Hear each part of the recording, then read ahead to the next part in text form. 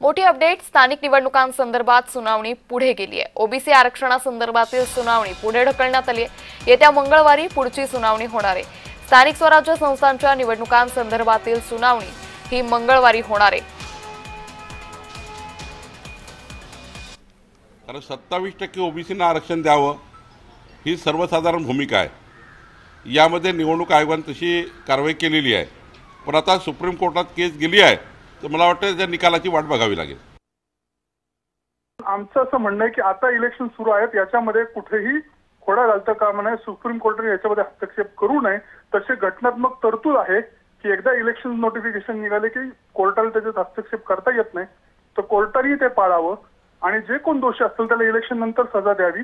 पण ज्या निवडणुका लागल्या त्यात कुठे हस्तक्षेप करू नये, कारण बऱ्याच काळाने स्थानिक स्वराज्य संस्थेच्या निवडणूक होत आहेत, 4-4, 5-5 वर्षांनी निवडणूक होत आहेत। राहिला प्रश्न ओबीसीचा, जर ओबीसी मध्ये काही इश्यू असेल तर इतर राज्यांनी ज्या पद्धतीने वाढीव आरक्षण दिलेले, तेलंगणाने दिले, बिहारने दिले, त्या पद्धतीने महाराष्ट्र सरकारने वाढीव आरक्षण ओबीसीला द्यायला हरकत नाहीये।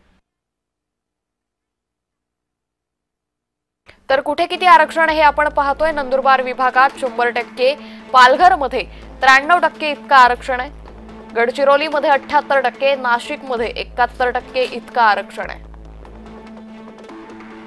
धुळ्यामध्ये 73%, तर अमरावतीमध्ये 66% इतकं आरक्षण आहे, चंद्रपूरमध्ये 63%, तर यवतमाळमध्ये 59% इतकं आरक्षण आहे, अकोल्यामध्ये 58%, नागपूरमध्ये 57% इतकं आरक्षण आहे, ठाण्यामध्ये 57%, तर गोंदियामध्ये 57% इतकं आरक्षण आहे, वाशिममध्ये 56%, नांदेडमध्येही 56% इतकं आरक्षण आहे।